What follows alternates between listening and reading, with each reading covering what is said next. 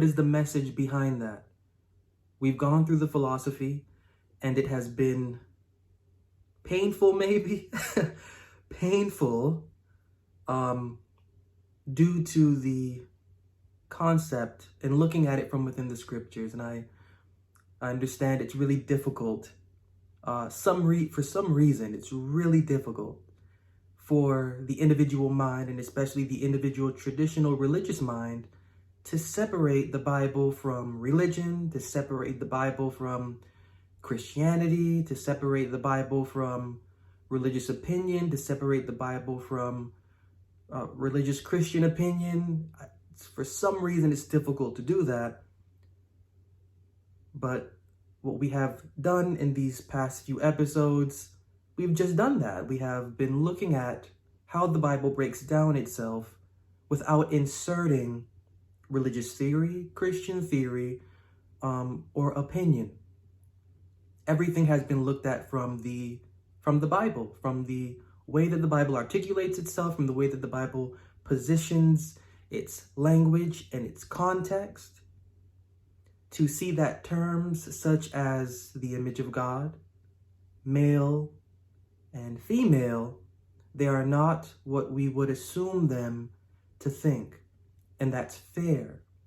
That's fair because the minds writing these things are not Western minds as you and I are. They're not Western minds. And again, for some reason, it's really difficult to look at the Bible from outside of a Western position. I don't really understand why, but that's what we have done.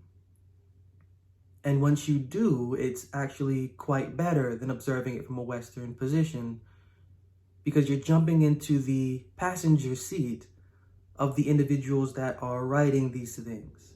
You're getting down to the philosophy, the mindset. You're seeing the culture of thought. And that's what's most important as we've been reviewing these subjects, or the subject of male and female and everything, the intangibles connected to it, is culture of thought. It is culture of thought. The culture of thought within the scriptures, it is not our, again, traditional Western culture of thought. The culture of thought within the Bible belongs to its own self. And again, that's what makes the Bible so special. Sure, the authors that have written these chapters and everything therein are using creativity, and they are using traditional religious innovation to creatively get across a scheme or a stream of thought. That's on the surface. Beneath it all, there is an underlying core philosophy, and the idea of male and female. The book of Genesis chapter 1, it is called Genesis because it is the beginning. The beginning of the philosophy of the scriptures begins in the first, second, and third chapters of the book of Genesis. Everything we need to know about what the foundational philosophy of the Bible is recorded in these chapters. Only problem is that it's not written clear. And it's not written clear according to the Western mind. So we've been jumping in. We've been seeing male, female image of God. But what does it mean? Why is this here? This is clearly a message to the one reading it and to the one caring about the condition of their devotional conversations, thoughts, and feelings. This is a message. This is an encoded message. Within Genesis 1, Genesis 2, and Genesis 3, we've been hanging out in Genesis 1. The encoded message therein, why is it relevant? This is clearly not a creation of a natural world. This is clearly not the creation of a natural world. And when I'm saying that in the context of the one that is writing Genesis 1. Genesis 1 is writing of a creation appearing natural. Sure. Philosophically, that's not the case. There is a literary scheme that the author writing Genesis 1 is using, and the foundation of that scheme, or I should say the point of that scheme, is a message warning the reader. Warning the reader about how they are handling themselves and how they are managing their body of belief or understanding. The idea of sanctuary and of constructing sanctuary is something that the author of the book of Genesis, in their first chapter, they want to get across to their reader. That is a theme I ended on 2 episodes prior. The idea of construction and the construction of a sanctuary within a territory specifically for our individual person is the point. The author of the book of Genesis is giving us a cheat sheet, of what takes place ecclesiastically within the religious world. Or I should say, what takes place ecclesiastically within this life. There is an order that takes place within this life, and it is a repeating history. At the foundation of what takes place in this life ecclesiastically, remember, this is an ecclesiastical book, the Bible. Bible is a book of philosophy correcting religion. Bible does not give a religion. Religion is put onto the Bible by humans. The Bible is a book of philosophy correcting religion. Again, the Bible does not give a religion. On the surface of the Bible, as we saw concerning male and female, it markets and advertises 2 forms of species of religions. Underneath it all, while marketing, it views it as illogical because the Bible works backwards. The Bible likes to show what is not decent so that we can exercise our minds, where we are in our experience, to understand what should be decent. To the genuine mind, this is what the Bible will do and continues to do for such a mind caring for the journey of their personal and devotional growth and development. And that journey is supposed to lead into the construction of a sanctuary. The construction of a sanctuary. The author of the book of Genesis, chapter 1, is giving us ecclesiastical history to let us know that male and female, created in the image of God, this is the challenge, this is the thing, this is the blueprint, this is the inescapable route that the religious world has gone through and will continually. It is for us to know this. The author's writing in such a way, figuratively and philosophically, to inform the reader of what takes place within the religious world. Or should I say, what takes place within the world ecclesiastically.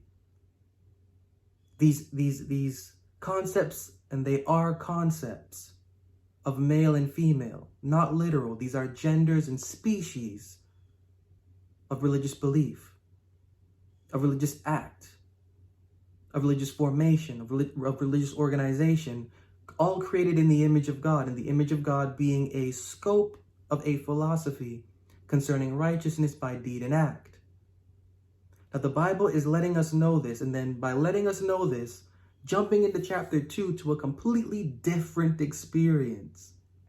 Bible is giving, the author writing Genesis 1 and 2 is giving their reader a cheat sheet of what is supposed to take place and what continues to take place and what will forever take place under the sun concerning ecclesiastical history, how things are. There is male and there is female. There is circumcised and there is uncircumcised. Both are regulated by the image of God. And at a point in time, both are to come together to marry, to subdue, and to dominate the earth. But why is the author... Why?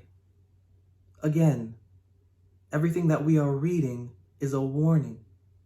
It is a warning to let the reader know that when they see these things going on, male and female, and we see them every day, when we see particular circumcised or particular uncircumcised, and we see them ordering themselves by the philosophy of the religious law, we need to know to get out if we are in it. Now, we may not be able to have the level of mindfulness to know that. Our journey may not have brought us there. But again, the Bible doesn't care. Bible is telling, veiled, although veiled, telling the reader what they need to do, where they need to go, and what they need to refrain from. Our faith is alive. Our belief is a living structure. But what does it mean to have a working faith? What does it mean to have a belief assisting our thoughts and feelings? A Faith That Works is a book informing its reader on how to cultivate an active faith. We usually have to make our faith work. We usually need to do something in order for us to feel like our faith is alive. Is this the right way to handle our devotional experience? Find correct guidance and instruction on how to carry the body of your faith in A Faith That Works.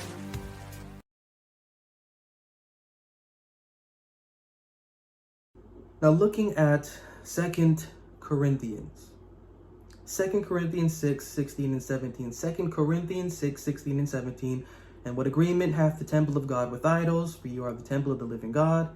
As God hath said, I will dwell in them and walk in them, and I will be their God, and they shall be my people. Wherefore come out from among them, and be ye separate, saith the Lord, and touch not the unclean thing, and I will receive you. This is very plain. This is plain because this is the experience. We are encased in whatever realm we are encased in concerning whatever superstition or extraterrestrial phenomenal thing that we are in, whatever theory, whatever we want to call what we are. We're in that. Bible understands that where we are is not just to our human being. Our conversation's conscience, if it is sincere and if it is honest in its journey, will receive a notification. Will receive a notification that it needs to get out of where it is and move forward. It needs to get out from where it is and move forward. Why? That's the plan. That's the blueprint of this experience. So how the religious world has the blueprint of the philosophy of the religious law, it is inescapable. The blueprint of the experience for the conversation conceived within the religious world is an exodus. It is an exodus because we are two, and when I say we, our conversation is to be separate from the womb that gave birth to it, so that a new conversation can be formed, and so that the construction of a sanctuary dedicated to the individual mind, there is only one, guiding that experience for fellowship, should be built and should be constructed. That's theme consistently throughout the scriptures. There are many themes in the Bible. There are many this, there are many that. There is this, there is that. The idea of justification is a process of growth and development for the devotional conversation's conscience. Along that process of growth and development, there is as a snake sheds its skin, there is a shedding of the skin of the conversation's self. There is growth. There is an exiting from the womb to the point where now we have strength to construct a sanctuary of our own. And that's the thing. Let them build me a sanctuary that I may dwell among them. And again, here, be ye separate. I will be your God and you will be my people. I will dwell among them. Now, if this is being said here, and that was being said in Exodus, and the theme in Genesis 1-2 maintains these same principles, that means there is something stopping us that we may not be in an experience to know this, but there is something stopping us from reaching this, from understanding this concept. There's something that needs to be understood. Bible understands it. Bible's saying it very plain. There needs to be a separation. There needs to be an aloneness. There needs to be a quitting from Genesis 1 to the embrace of Genesis 2. There needs to be a separating. Be ye separate from what? Be ye separate from what? Isaiah 52:11-12. Isaiah 52:11-12. Same counsel. Depart ye, go out from thence. Touch no unclean thing. Go ye out of the midst of her. be ye clean, that bear the vessels of the Lord, for you shall not go out with haste, nor by flight. For the Lord will go before you, and the God of Israel will be your reward. Now this is counsel here, saying, get out, but you're not going to get out easily. That's why it says you shall not go out with haste. You're not going to rush to get out due to the comfort. Nevertheless, due to the comfort, due to you not being in any rush to separate, you need to know to depart. Now, I'm not saying that. I'm voicing what the author of the book of Isaiah is saying. You need to know to depart. And it's not going to be easy. But the end of that separation is you understanding your personal fellowship and relationship with the living God and the temple that is to be devoted to that mind's experience. So what is the Bible calling us? And when I say us, our conversation, what is the Bible calling our devotional conversation out from or out of? What would the Bible have us depart from or out of? Isaiah 52, 3 through 5. Now we read Isaiah 52, 11 and 12. Isaiah 52, 11 and 12. Depart ye, separate, get from out. Same chapter, jumping verses up.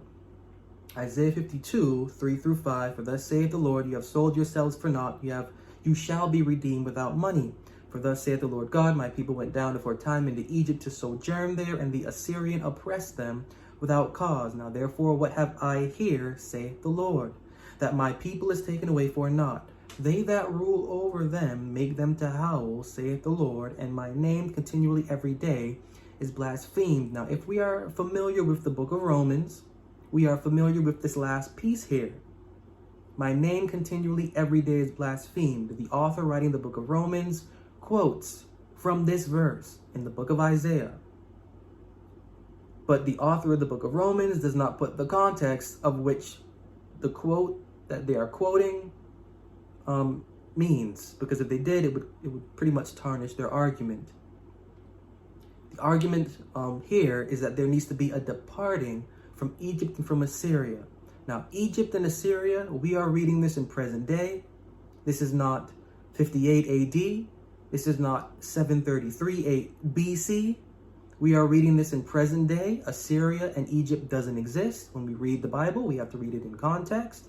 We have to understand the name of the character that the Bible is using. Because the Bible, although these things are ancient, this is written in present tense. This is written in present tense. That means that the author of the Bible writing this, the author of the book of Isaiah, understands that Assyria and Egypt will forever continue. They're not literally here with us today, but they are alive. Not literally, but philosophically.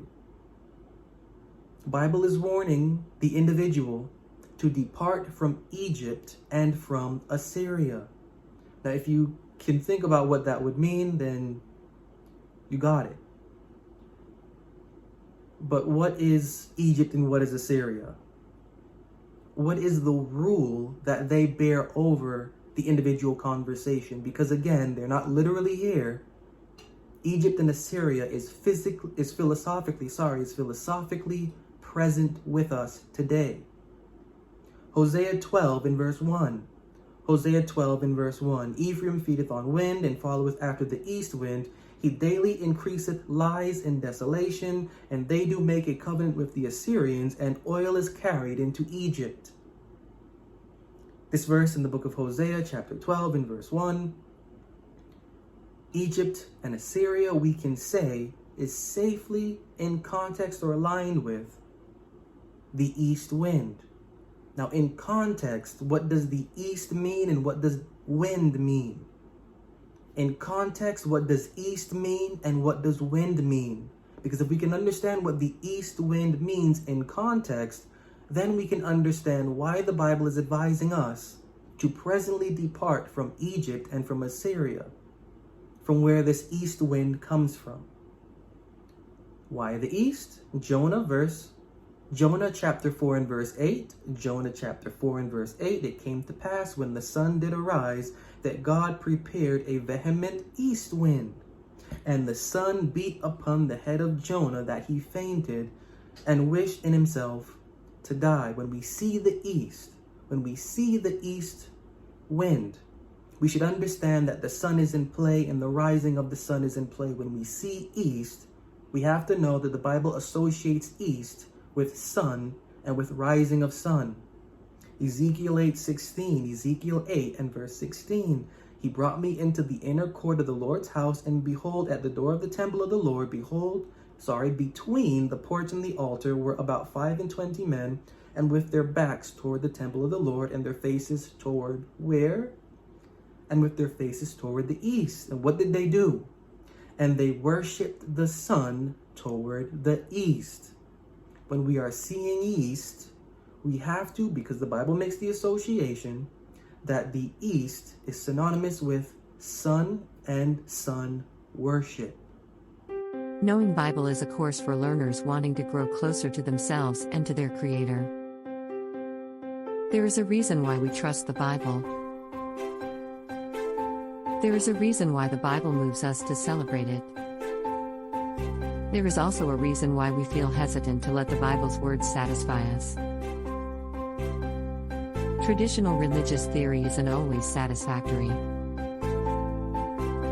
Carrying a belief without proof will soon aggravate our thoughts and feelings. Knowing Bible is a course that is designed to wake us up to who and what our belief is. Knowing Bible is for learners that want a living experience beyond conventional religion.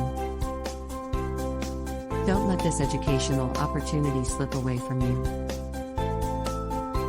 Now, why is wind linked or connected to the east there? Why does it say east wind? Why doesn't it just say east? Why does it say east wind? What is the wind in context? Ephesians 4 and verse 14, single verse. This is plain. Ephesians 4 and verse 14. That we henceforth be no more children, tossed to and fro and carried about with every wind of doctrine, by the sleight of men and cunning craftiness whereby they lie in wait to deceive. Wind in context. Wind is associated with message. You can find this all throughout the Bible. But plainly here, wind is associated with doctrine. East wind, east wind, east doctrine. East wind, sun doctrine. East wind, sun worshipping doctrine.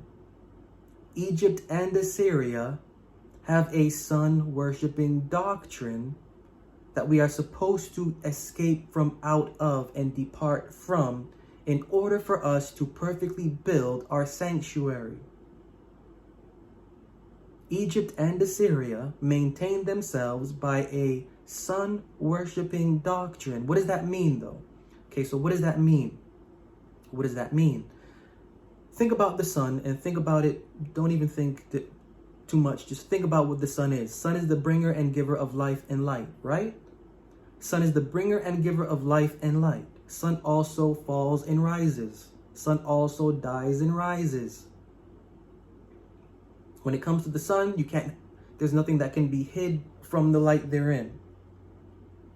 So when we're seeing sun, just thinking, not even too much, this is keeping this right there, is when we're seeing sun and when we're hearing sun, we're hearing of sovereignty, we're hearing of power of beneficence, we're hearing of power of benevolence, we are hearing of wisdom, we are hearing of illumination, and we are hearing of dying and rising.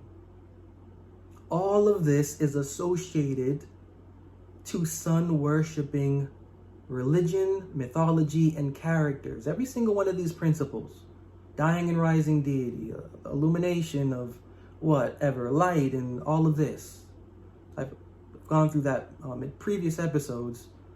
But when you see sun, if we were alive back then, when we saw the sun, we would saw a representation of divine deity. There would be nothing without the sun. There'd be no illumination. There'd be no light. There'd be no life without the sun. Sun also dies and rises. Whenever we find ourselves in a particular branch of religion or extraterrestrial, superstitious, religious thought, and wherever we are in, the philosophy falls back down to a sovereign, whose power is benevolent and beneficent, and who is also dying and rising, who is the source of ultimate justice, and who is also the source of illumination and wisdom, we need to know that we are in the realm of Egypt and Assyria. Whenever we find ourselves in a religious position that magnifies everything there, we need to understand that we are in Assyria and Egypt. And the call is, depart, separate. Why? One, because there is male and there is female ordering themselves according to these positions and by the image of God. And two, by remaining in whatever gender or species of belief we are stopping ourselves. We are stopping ourselves from building the sanctuary or the temple that the living mind, that the living creator needs in order to communicate with our living experience, for us to understand how to maintain ourselves in this living experience. We are putting our growth and development on hold by failing to understand the ideal, the theme, the philosophical theme that the Bible has for the individual student that is within it, which is the theme of an exodus from what is Assyria and Egypt, which is maintained by either male or female or the combination of the two by the image of God, exiting from this for the purpose of constructing a personal, devotional temple or sanctuary that the living God may dwell within and hold fellowship with us personally and intimately. That's why the author of the book of Genesis is writing what they are writing. They want to inform their reader, although not clear, but yet very clear once you can understand the concept and the context of where their mind should be. Their mind should not be in anything entangling themselves with a male or female. Their mind should be more concerned with regenerating from the dust and understanding how to find themselves planted in a territory specifically just for them.